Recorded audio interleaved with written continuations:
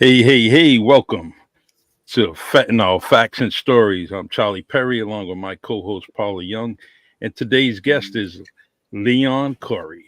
And this guy is an amazing dude. He's doing some great things in the town of Fairhaven. Let me just say the South Coast area. He's all dibbling, dabbling, has friends all over the place. So he's got to work his magic and do his thing. So he's we have this honorable guest here, and we're going to talk about fentanyl facts and stories, and a little bit of some other things too. But I want to I want to dedicate this show to a very dear, close family friend.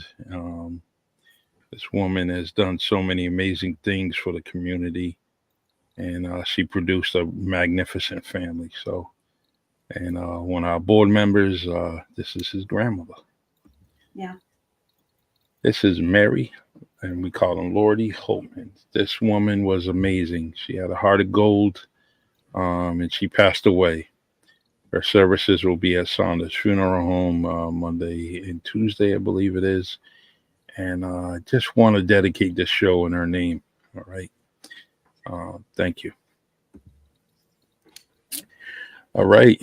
All right, everyone. Hey, I had a great day. Driving those kids around in that school bus, I had some, it's funny how, high school kids wake up and they're all grumpy and but it makes it a peaceful ride, right? It makes it a peaceful ride. They just want to sleep, that 20-30 minutes there on the bus. But all in all, they're respectful and I appreciate it. Well, that's good So to know because I have a 14-year-old and I thought it was just my kid that's grumpy this morning. But it's good to know that it's a universal thing, so I don't feel offended by it. it sure is. It's amazing.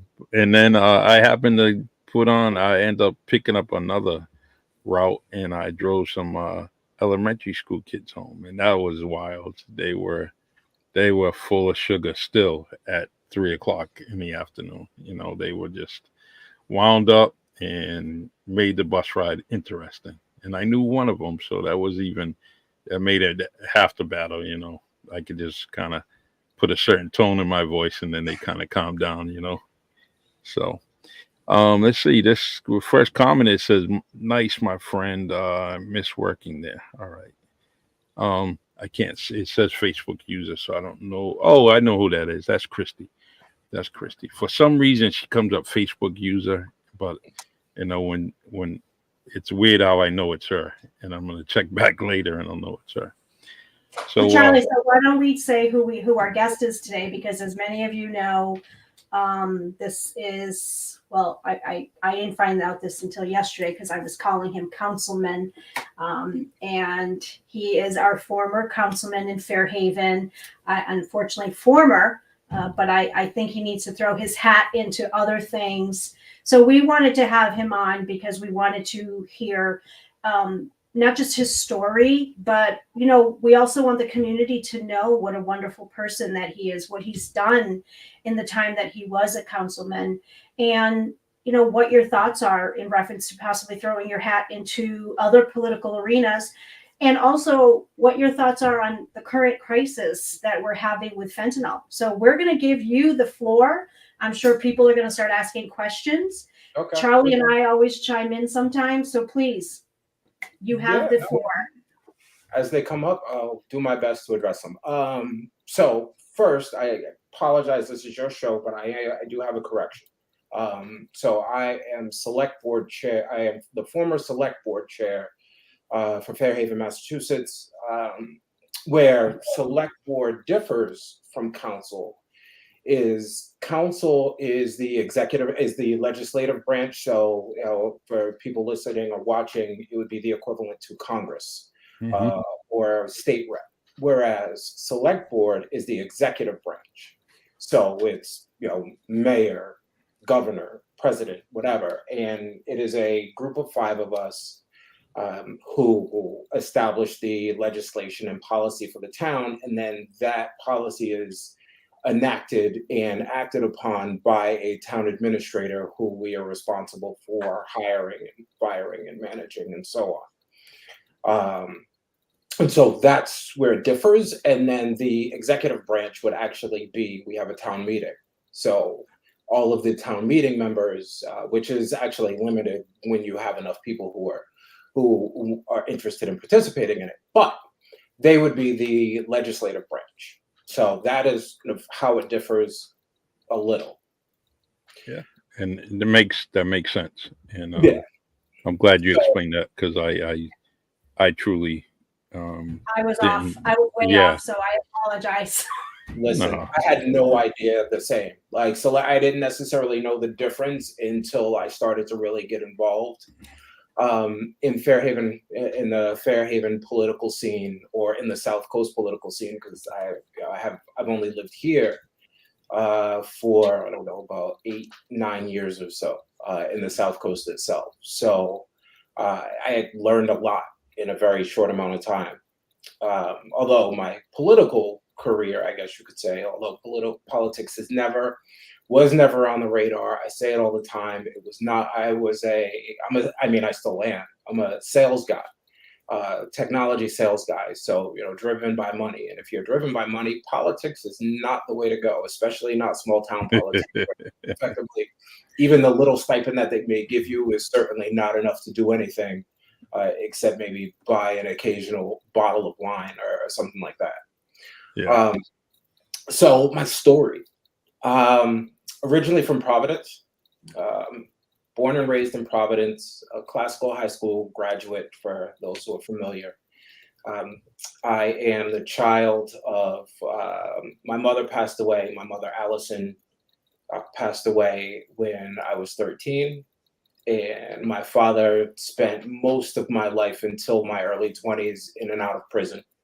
mm, But I grew up mostly after my mother passed. I lived with, for the purposes of this, I will refer to him as my stepfather, but do not refer to, he likes this. There were no steps in our house. He said it all the time, mhm, and we lived by it. So that was something that, but it was, us in a house, and there were about 6 or 7 of us in a house. He worked all the time. He was a correctional officer, had 2 jobs after my mother passed away. And, as a family, although he was very much an enforcer, we kind of raised each other. There's a 7-year gap between my brother and I. So it was a very, I was big brother, little brother. He was little brother. I also have a sister. Have an aunt/sister who lived with us, and a grandmother lived with us, all in one house. very Um, nice. I, one of the things that I think I was fortunate enough to have is I was in pretty much both sides of my family, I was the first. And so I was close enough to a lot of my uncles that instead of being like a nephew, like from an age standpoint, instead of being like a nephew, I was more like a little brother. Hmm. So, I had, you have plenty of people out there who talk about how they have no male role models. I had a lot, Mm, but also they were, most of them were in the streets, doing, living that life. But it hmm. was very valuable. It was still something that I learned from. I took a lot from them, and was able to take that. I wasn't that kid. I wasn't a tough kid. I wasn't, I I hung out in the streets, but I was the kid who most people would just be like, go home. Like you don't even fit in here. Go home. And I would hang around. Hmm. But I always knew when, I had that sixth sense to know when to go home. But it provides me with a ability, I think, where I've always differed from a lot of people is, despite my education and my exposure in the places that I've worked and been, I am comfortable everywhere. Nice. So, when in 2008, I worked on the Obama campaign, and I was in St. Louis as the field organizer there. And anyone who has been to St. Louis City, at the time, it was the number 2 murder I've been city. there. I've been there. And it's not a pretty place. Like, No. I mean, it is a beautiful city, but where I was, because I was comfortable going anywhere.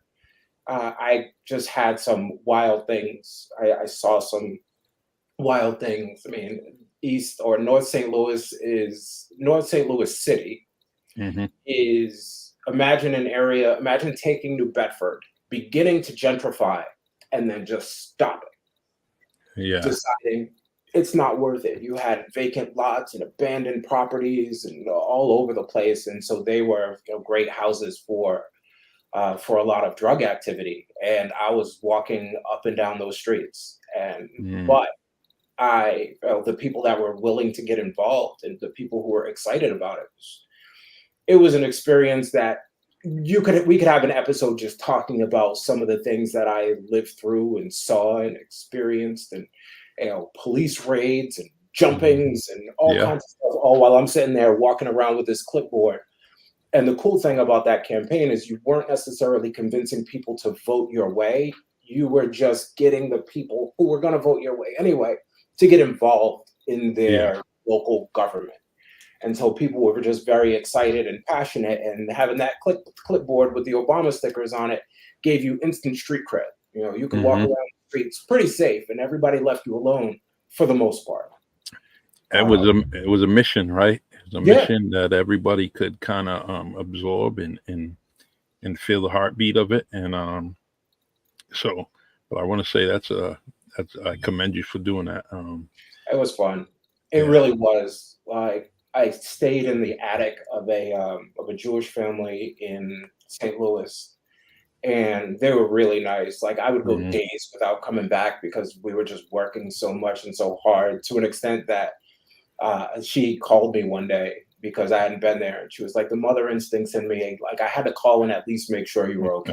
I Yeah. was like, "I'm okay." And I, came back, and I would like sneak pop in, take a shower, and then be right back out. So it was a Amazing. cool experience. That, But after that's a that, that's a book in itself, right? absolutely. Yeah.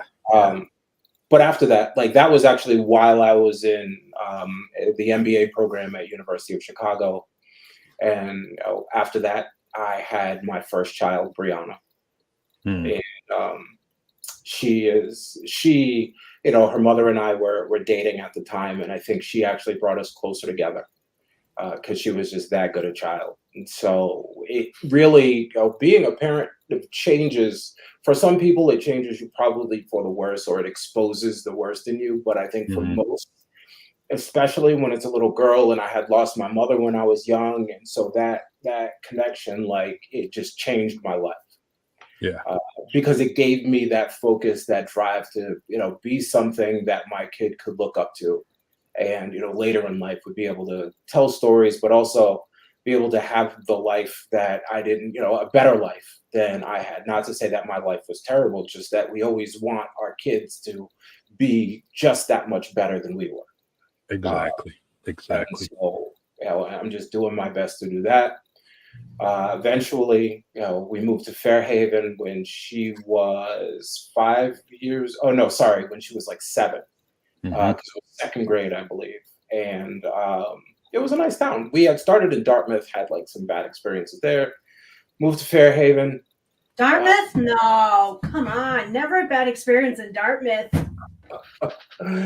But I moved to Fairhaven, and not being from the South Coast, I didn't necessarily have the reference of, like, I didn't have any history of a lot of these towns, so I just kind of moved there. Hmm. And my experiences at Fairhaven were great in the beginning, and I decided that I wanted to get involved. I was watching the government. There was bickering going on within the government between two of the selectmen. In particular, the town was very involved. The town was divided. It was almost like a Hatfield and McCoy's kind of thing going on within the town. But I felt like I could be someone, like an outsider, who could just step in, get involved, and provide an independent, neutral perspective. There was a guy in town who used to say the reason that he was very supportive of me was because I wasn't hooked up, Mm. which just meant I wasn't in one of the political cliques in town. You had the right clique and the left clique, and Yeah. I was just kind of my own person, doing my own thing, knocking on 2,000-3,000 doors, and I eventually was elected. Very I nice. lost the first Congratulations. I lost a special election when the former selectman was recalled, and I lost that by about 20 votes. And as a newcomer that no one knew beforehand, and I was projected to come in dead last. But I came in second by 20 votes, and people really rallied behind me to get me to run again. So in the following regular election, I was able to run and be successful there. So it was cool. It That was a is, very good experience. yeah. It's there's one thing that politics, it's good, bad, and ugly. But I can produce a lot of different good stuff, Yeah, less bad stuff, and very little ugly things about it. And that experience was great. I don't know if I'll do it again, but it definitely is. If I had to write a book about it, I would be ready for it. I would definitely be ready and have the material to do it. But I'm glad that you definitely put yeah, put your hat in the ring, and definitely and you were successful, and I appreciate that. yeah, Because too many people don't, they they they can talk a good game, but try it out, give it a chance, give it an opportunity. Just go ahead, and I tell everybody, try it, try it, and you'll learn to, for one, appreciate politics, right? yeah, When you're running and you're campaigning, you appreciate it even more. And that's what yeah, I came out of the whole thing. I learned to appreciate everyone that holds that title, or everyone that does run. So So, Leon, um, so why don't you tell us why you didn't run again? Because that's something I'm sure a lot of our listeners who don't know, who are probably saying, okay, well, why didn't he run again? Because he's doing these amazing things. He decided to throw his hat in. He didn't make it by 20 votes, but he had the rally with him, and then he made it the second time. So why not stay in it? Because as many of us know, including our listeners, and Charlie knows this firsthand, in politics, it's ugly. I don't think there's any good or bad in politics. It's always ugly. And sometimes and I'm finding, and what I'm doing, and Charlie also knows this, and Leon, you do too, because we had a discussion about it. I'm finding with what I'm doing that, the political arena is not something I even want to be in, because I feel that I would just be throat punching a lot of people. I mean, you would all see me on CNN all the time. Charlie would have to come bail me out like every day. yeah. Keep it. Yeah, we definitely kept the bail money on. Set aside in the safe, like just in case. Exactly. Well, that'd be every day, Leon. You'd be getting a call. Charlie'd be calling you. So there are. So first of all, I think you actually see the best and the worst in people. It's a great thing because people expose themselves. And one of the things that I really, even though I went through, and I'll talk about what I went through, but I still feel as though small town politics in particular has an opportunity to be better. It's not, it wasn't a bipartisan race. You didn't even have to declare your party. It's your neighbors. You're in a small town, 16, 17,000 people. You see each other everywhere you go. Your kids go to school together. I met half the people in the parking lot at the school waiting for my daughter. So it was like, you don't have to get sucked into the red and blue debate that happens throughout the country. You can be so much better, but people just don't do it.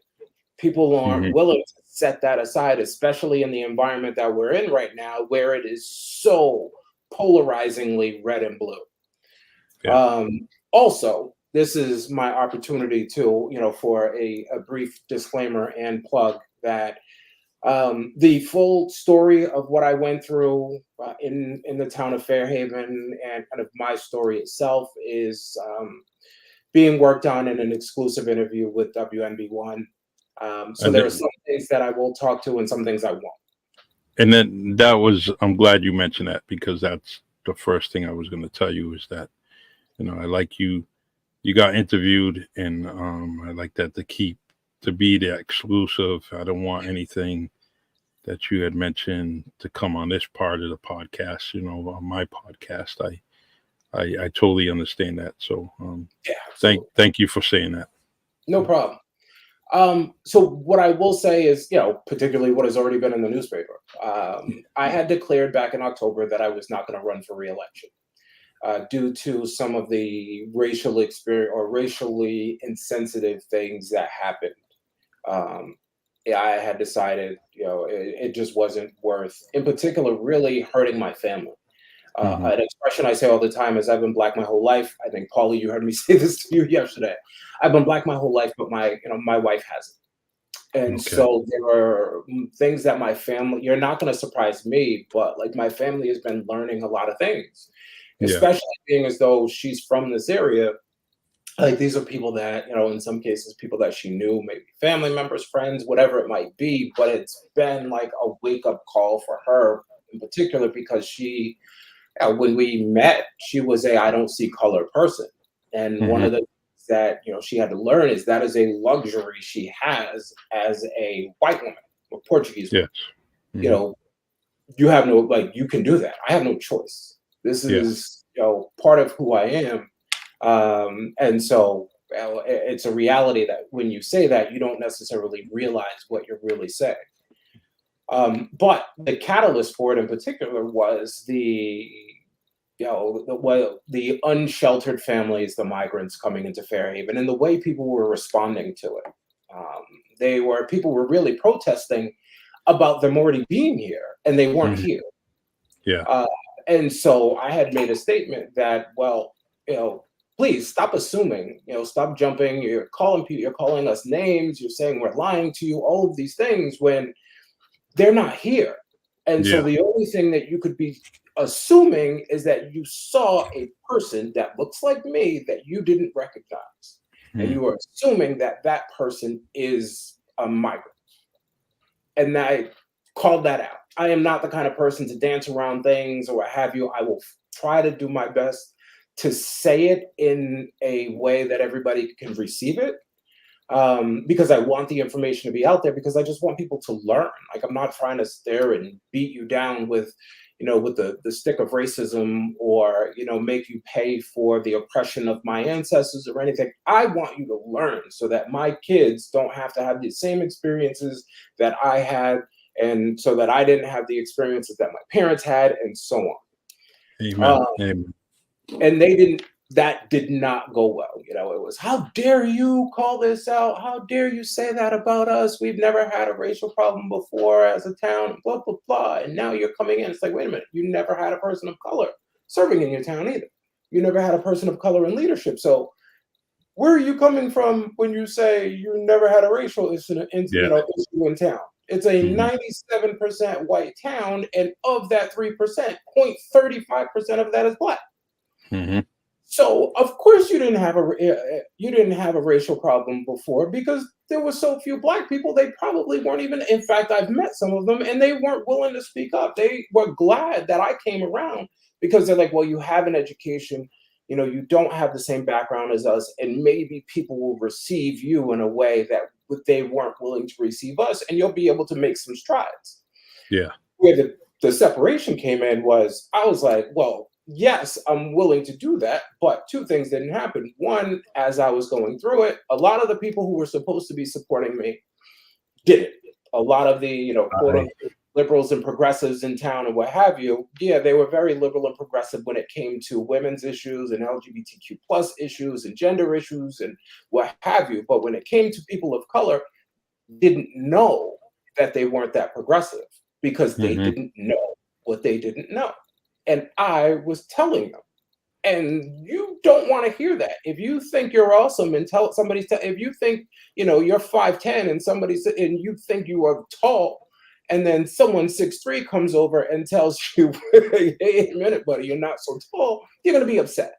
And I think that's a lot of what I dealt with, but people weren't willing to have very few people were actually willing to have the conversation to understand what was going on. And so I decided, and there are a lot of people locally, people of color who were like, I really wish you would stay and fight, don't give up and what have you. And I'm like, one of the problems that we have as people of color is we talk about being, don't treat us like a monolith. We are not a monolith. We are all different, what have you. But we kind of act like a monolith a lot. And we have to Yeah. convince ourselves first. And so as you're going through it, when you're trying to get people to understand or get it or what have you, you're fighting each other, you're fighting everybody outside, you're fighting everybody. And the difference in the fight now versus back then is you had to fight to get ahead. And so I think when it comes to politics, people oftentimes think, well, you are in a political position that I elected you to. So Mm-hmm. you're just going to take what I feed you. Yeah. And that's it. And it's like, no, I have choices. Like, I Yeah. am not defined by serving your town. It's not that era anymore. I have Mm-hmm. choices. I am actually sacrificing money by serving your town. I am sacrificing time with my family by serving your town. And so I am not going to fight for you anymore when you don't act like you want me here. I'm going to give that time back to my family. Yeah. And that was a choice I made. And I felt like it was important as people fight it. I felt like it was important that that people behind me of all colors understand you have choices. You don't have to sit there and take it. And so I chose not to take it anymore. And plenty of people have reached out and they're like, oh, I wish you would change your mind. What happened? I'm like, well, where was this before? Like, if you felt this way, why didn't you step into the fight? And Mm-hmm. part of the reason was the fight was so loud. And I do believe it was a minority of people in the town, but they were a vocal majority. And so the squeaky wheel is, to throw another cliche out there, but so these were the people that you effectively have to react to, and they're not willing to fight them because they are so aggressive Yeah. and they're so in your face. And so they don't want to get in that fight and they're hoping that you'll do it for them. But when you have choices, you don't have to do that anymore. I was like, early on, people were like, oh, he's running because he hates this town and he wants to change it and he wants to make us woke and he wants to do all these things. And I was like, listen, if I hated your town, I would just move. Yeah.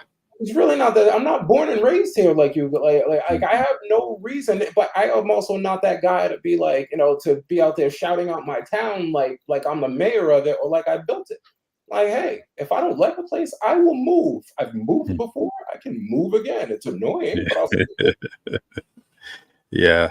Do you think that there's a stigma and a stereotype that continues?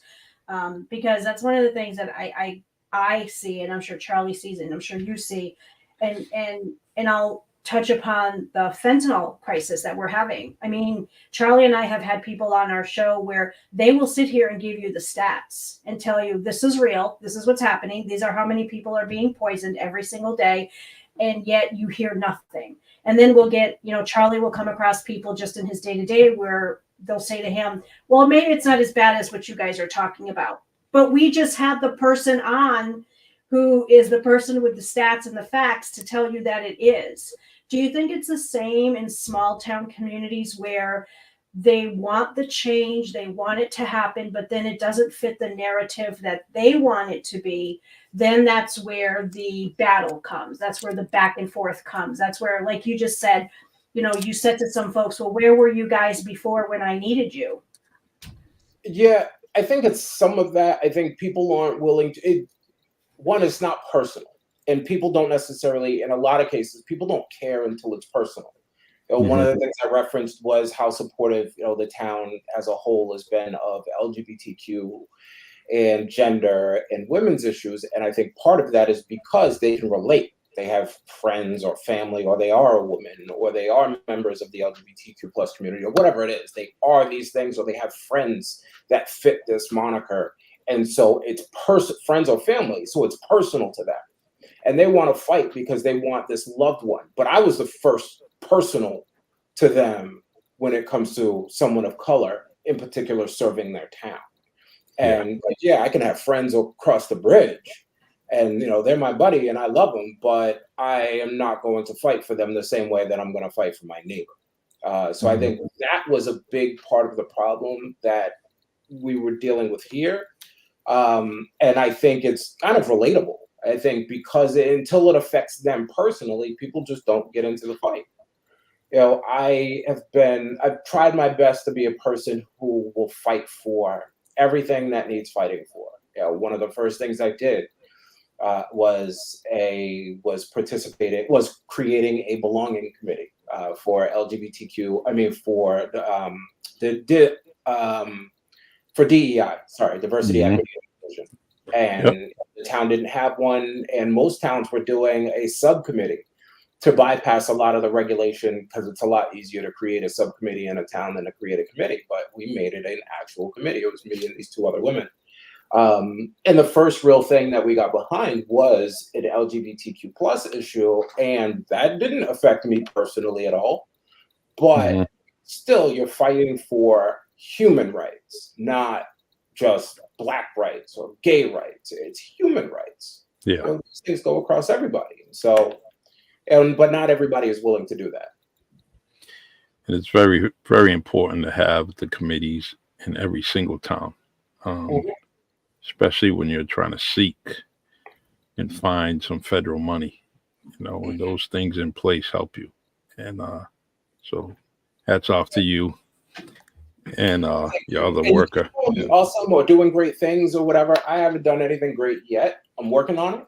And so, someday, hopefully, I'll be able to look back and say I did great things, but I don't think I'm there yet. But thank you for the You compliment. did. You did. You have a wife. You have a family. You have a house. Those are Okay, great things. What irreplaceable things, right? true that.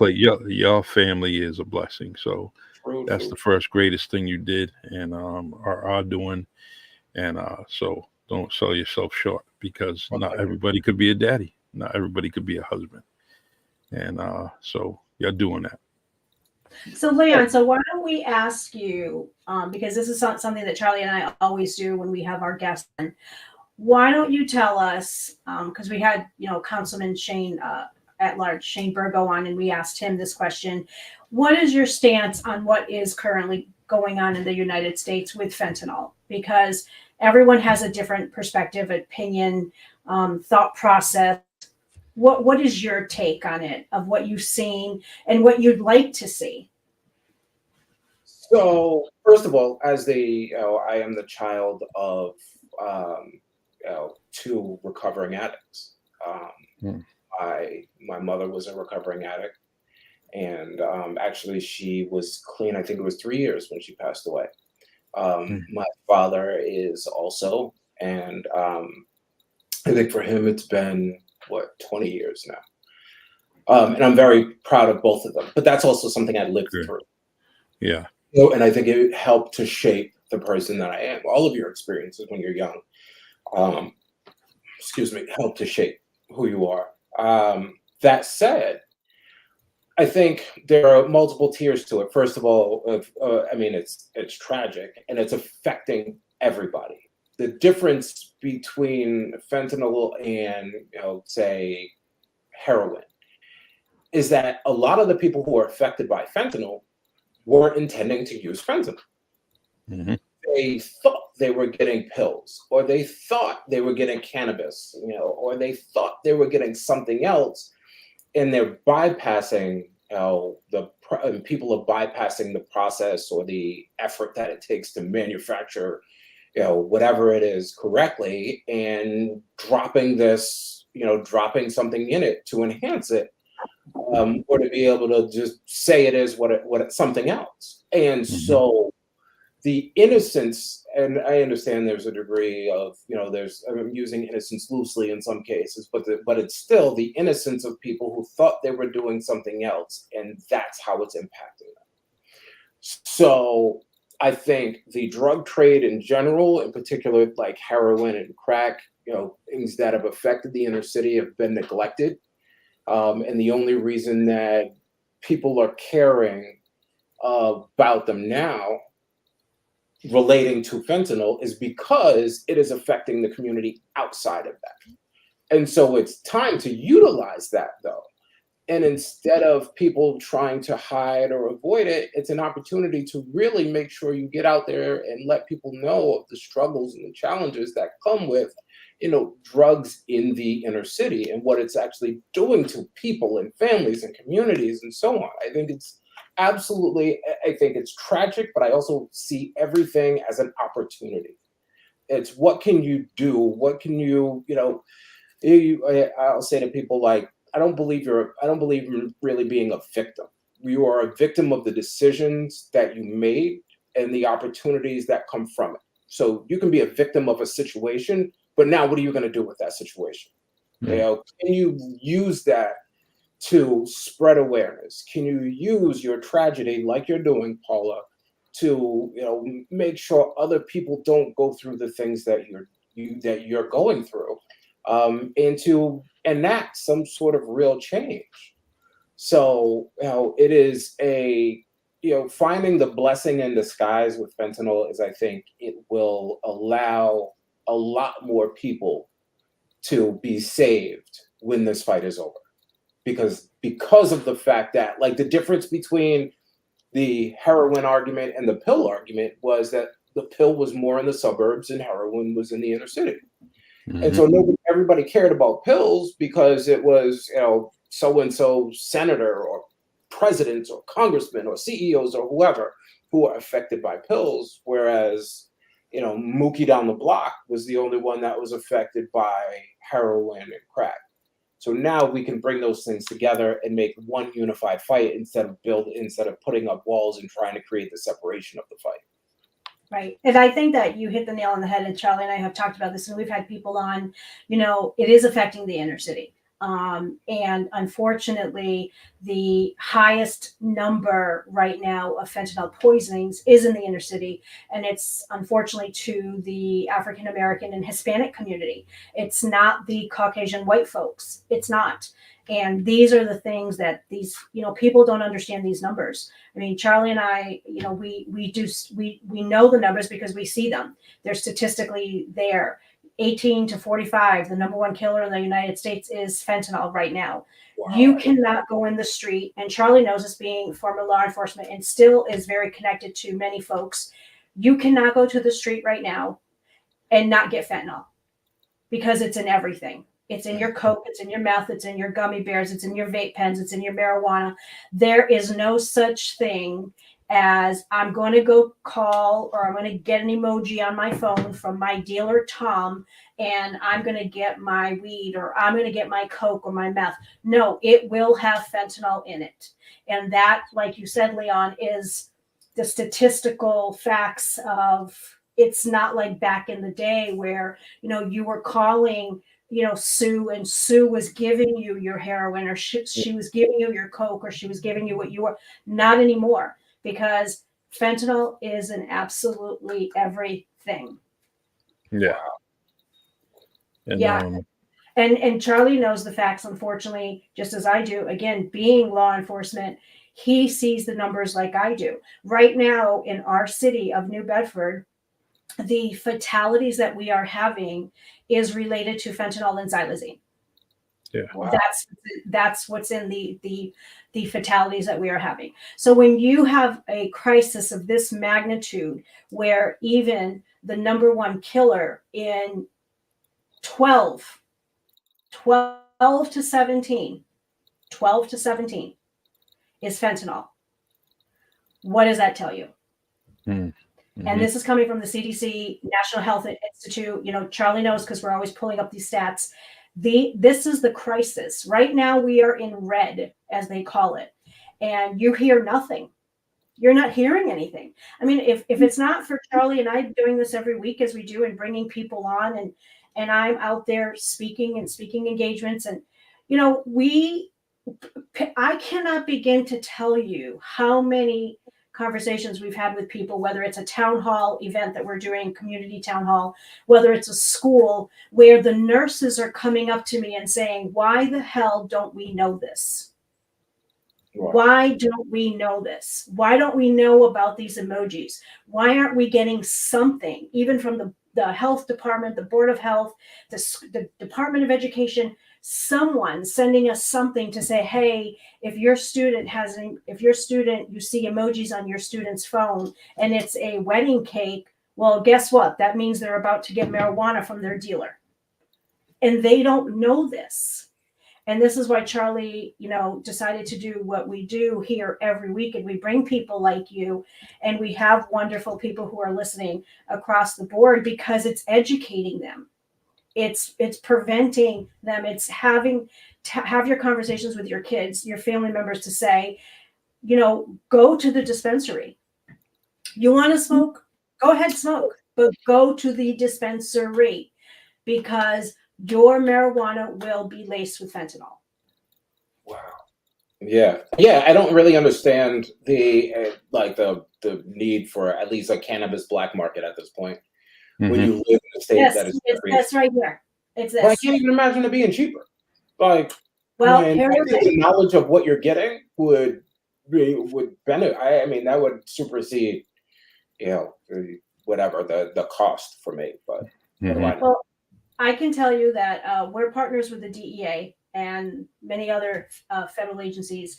And right now, the cartel, the Sinaloa cartel and the Jalisco cartel, which is right out of Mexico, they are making $11 million a week. 11 million a week, pumping this into the community. And sometimes what people don't understand is, and somebody made the comment, it's not always about the cost.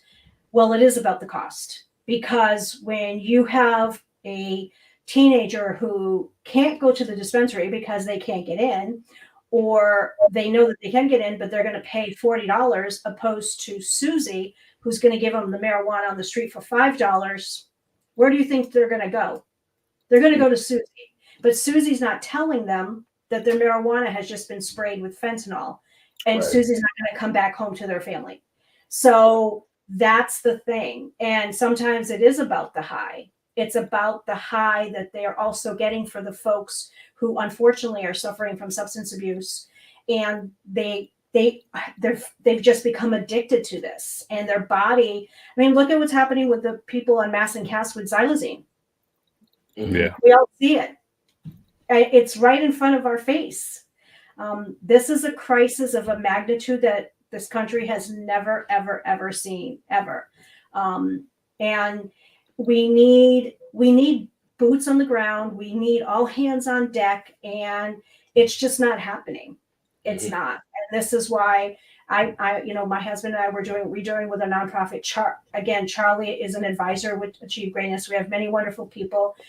This is why we're doing this, because it doesn't seem to be a sense of urgency. And you touched upon this, Leon, where you said sometimes it's not going to affect a person until it actually affects them. Well, yep. I can tell you that I know people who are in legislation in our state, and they have lost their children to fentanyl poisoning, and they're not talking about this. Because I was told that not everybody wants to talk about this. Yes. And yeah, that actually is very similar. And it's wild to listen to how much is this the parallels between the race fight and the fentanyl crisis fight, because like the lack of caring, the fact that it's not affecting you, so you don't care, the fact that it's not sexy, it's not cool to talk about. So right. Or that people will view it as victimless because, well, you were using a drug anyway. And it's like, it's not as simple as people want to make it out to be. When it comes to, politics is an interesting thing because I was always fascinated, like observing it and love to follow and what have you, but getting involved never appealed to me. And even when I did, I never viewed small town politics as getting involved in politics. And recently, Representative Bill Strauss announced that he was retiring, and my phone went absolutely crazy, which it's very wild to me. And this isn't like play humble or, play naive kind of thing. It's like, I never imagined my name even being thrown into that conversation. So the fact that people were reaching out like, hey, are you going to run? I'm like, for what? Like for Bill's seat. And I was like, for what? I was like, no, like I didn't even imagine. I was like, no, like nobody would ever consider me. Like I could never even get the votes for that. Like I would never get the support and what have you. They're like, yes, you would. Like, come on, let's do it. And I had a few conversations with people, but to long story short, I am not. So those of you out there wondering, or if anybody's watching who actually does make that connection, I am not. And who knows what might happen later in life, or later in my career. But at this time, it's just I'm taking a step away from it all to just spend time with my family. And Amen. my I know, career. I know the feeling. Yeah. And you know No, what? And someone just made a comment about Susie might not know it's laced. Well, here's the thing. Here's what's happening. Susie might not know it's laced, and she just gave Charlie and Leon the joint. And now both of you die because you were just poisoned. But Susie should still be sitting in the police department until she gives up the name of who gave it to her, because now that a person is dead. Yeah. So, and this is the thing that's also happening is in that case scenario, my son, our son, he knew the person who gave him the marijuana, but the person told him he had gotten it at the dispensary. What he did not tell him is it was laced with fentanyl and xylazine. So now our son is 6 feet underground, and that person continues to walk the street free. Yeah.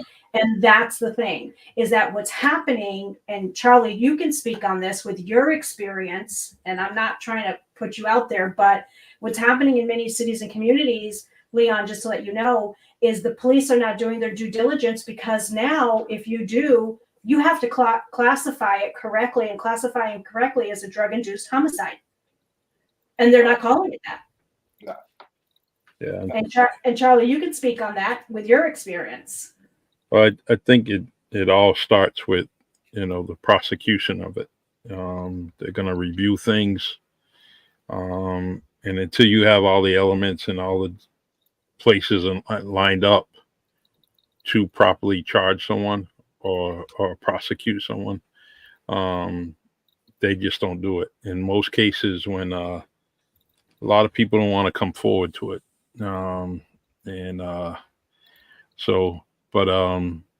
You got to find better ways, got to be proactive to figure out how you're going to kind of prosecute cases like this. But prosecution is based on investigation and witnesses. It can't be just investigation. Right. You can have a 5-star investigation, but you have negative witnesses, and it just doesn't go forward. But that's where the problem is. And the problem is because, as you know, Charlie, and Leon, I'm sure you also know, that's the problem.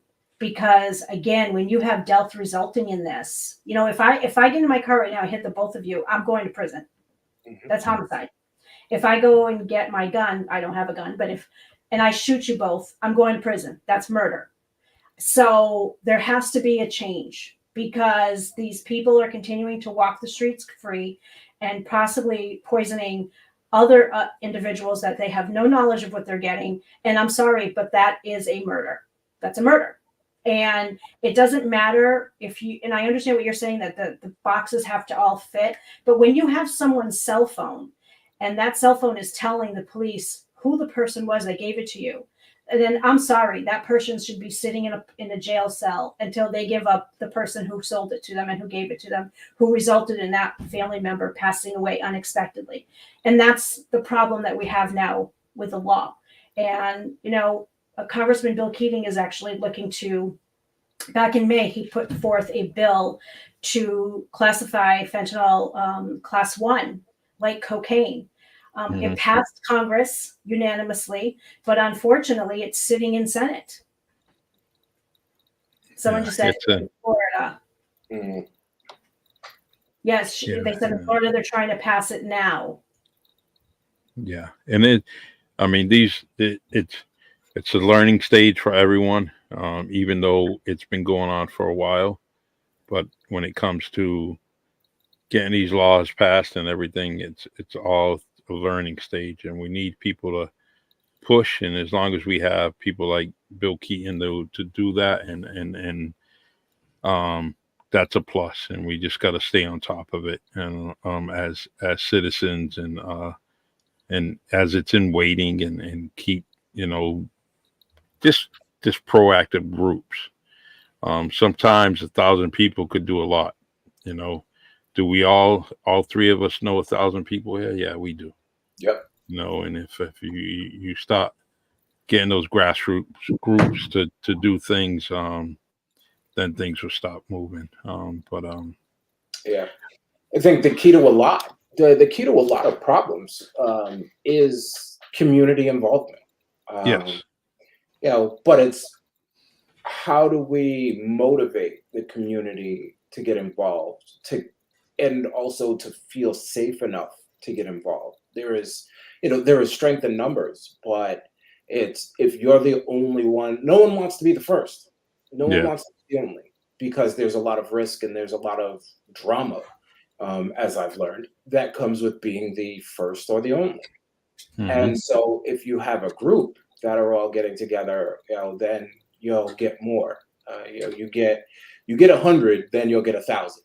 But it's getting the one to go to 10.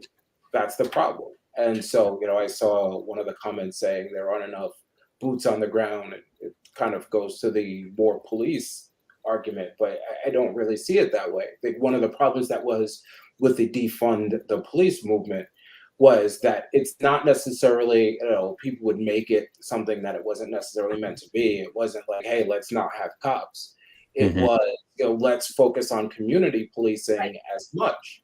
Because, when I was a kid, I was more afraid of running into somebody who knew my parents.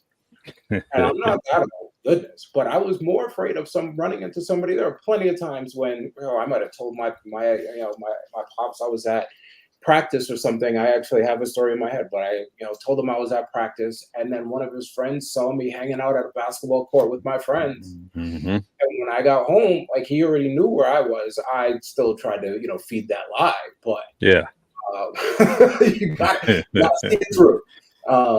But at the same time, like, you were more afraid of, your family and such finding out, and than you were of any law enforcement effort. So I think we need that community, give a damn. Back.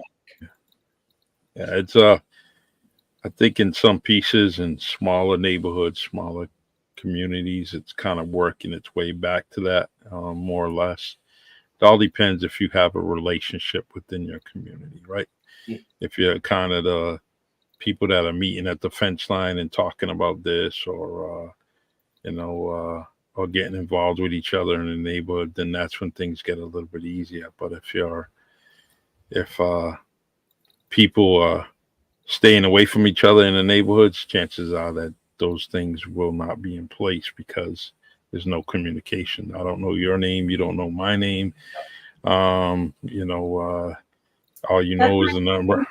Charlie, that's Phil's dream. You know that. Like, we live in a cul-de-sac, and I'm the one that knows the neighbors. I know all of my neighbors, but it's, having seen, so we had this, the town of Fairhaven, I want to say last summer or the summer before, had this big thing with the kids on bicycles, and they were riding all over the place, and they were being relatively rude to people and what have you, and people were like, oh my God, these kids, get them off the streets, whatever. And the law enforcement tried to do something. One time they took all the kids' bikes and they had them at the station, made the parents come and get them and what have you, and most of the parents responded with, how dare you take my kid's bike? I agree. Kids being kids. Every time there was actually a racial incident in the town of Fairhaven, people would just assume, oh, it's just kids being kids. And it's like, oh, you don't know that was a kid? Not many kids are walking around with a can of black spray paint, like spray. The only thing they spray is a political sign. You gotta be willing to accept that it could be your kid, it could be your cousin, it could be your husband, it could be your friend, it could be your mama, it can be all of these people.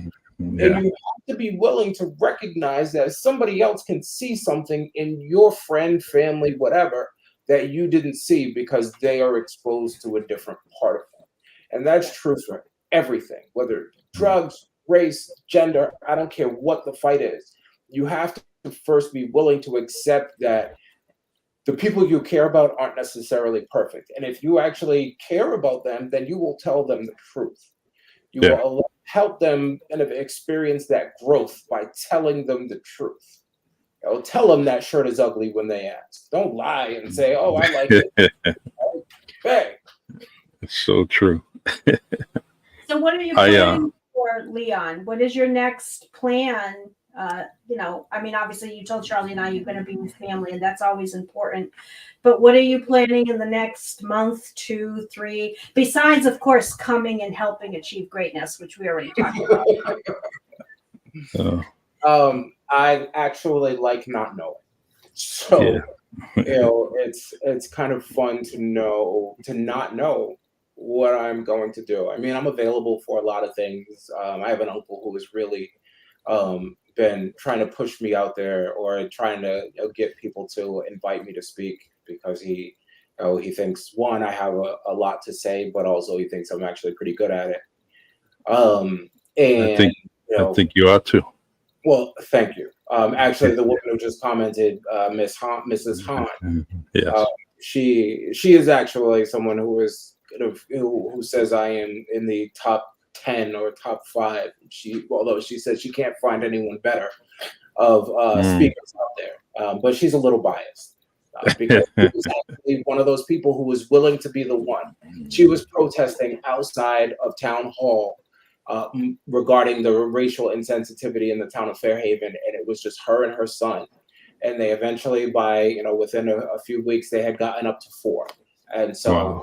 she is a very passionate woman, and I certainly appreciate her. But so I mean, I'm available to do whatever. I've actually just started doing this thing on my Instagram page, which is Leon Code the Third, Hmm. where I'm just talking about like every day. I just kind of talk about something that pops in my head. I find I spend a lot of time in my car, and so that is when a lot of thinking happens, and these random thoughts will come to me. I might think about, it might be race, it might be sports, it might be whatever.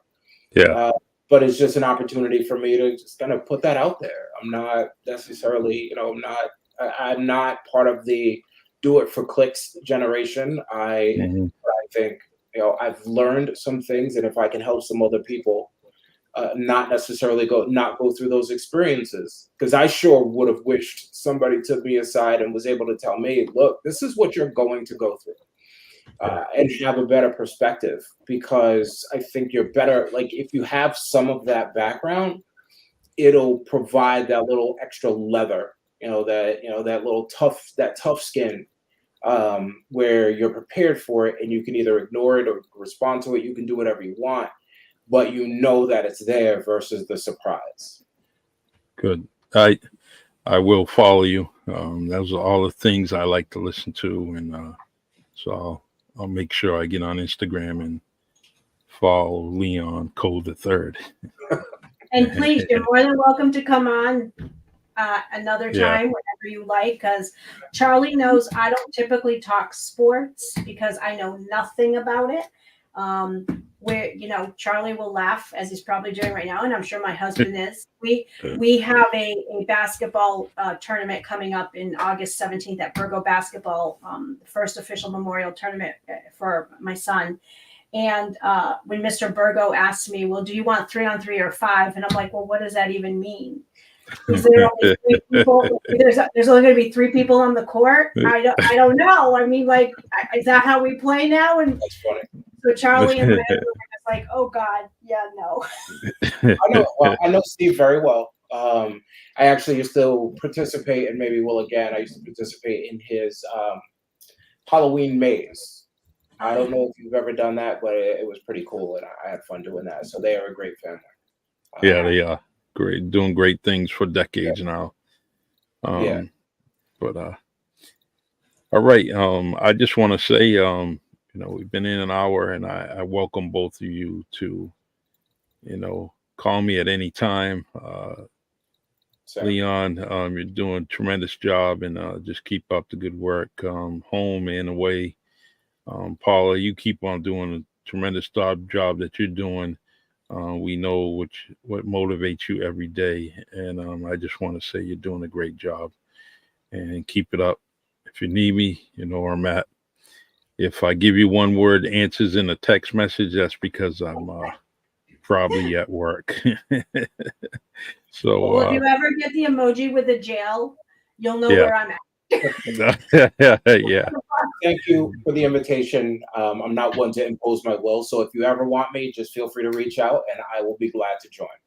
I Oh, please gladly don't would ever do say you're that. imposing. We love to have different guests on, and this is what this is about. It's so people can get to know you. I mean, they know us, but it's so people can get to know you and they know your point of view. And, you know, when you do throw your hat in for congressmen, they're going to know that, you know, hey, Charlie and I can say you were on our podcast. Oh, Yeah. yeah. Well, now that I know he's BC alum, definitely I got something in mind with him and a few of his friends, and you know, and go BC. They're in the Final Four in the ice Frozen hockey. Yep, Sure. Frozen Four. But I would like to see both Boston teams there. That would be great, great, great, great. You know, and so but love you guys, and this podcast is your podcast. Anytime you want something or you want me to reach out to someone, Paul or I would gladly do that on this podcast or the Really Charlie podcast. You guys are great. Yes, Thank you and very thank much. you again, Leon, for coming on at short notice. I truly, truly appreciate it. Yeah. I know my husband tells me I love to stalk people. I don't think it's stalking. I think it's politely just, hey, nice to meet you. Shane Yeah. knows. You just got to Yeah. work on the email problem you got. She works better at getting she wants a yes or a no, right? And she works Yeah. quicker at it, you know, because she's so. Nothing wrong with that. No, I love you guys. I'm a message away if you need me, and continue. This will be on YouTube, Facebook Live, as you know, and also I'll put it on Spotify within the next hour. I'll download it, and it will be on Spotify. All right, great. I'll All share right. it. All right, take care. God so bless, much. and take care. This was great, great podcast. I appreciate you all. Thank you. All right, Take care. all right, all right. Leon Corey the third. He definitely done some amazing things, and you know, Paula, my co-host, always appreciated her. She's working hard, stays dedicated to the cause, fentanyl facts and stories, and that's why we come to you every single week at 7:30 on Wednesdays, and I will see you next week. Thank you for all the kind comments, the intellect that you are sharing with us. That really appreciates it. And if I missed your comment on the screen, I am sorry. But feel free. Don't forget, achievegreatness88.org. This is definitely a good cause and doing many, many things. All right. All right, y'all. I will see you on the airwaves Tuesday and Wednesdays on the Really Charlie podcast, and on Wednesdays, facts, fentanyl facts and stories. All right. Take care. God bless. See ya.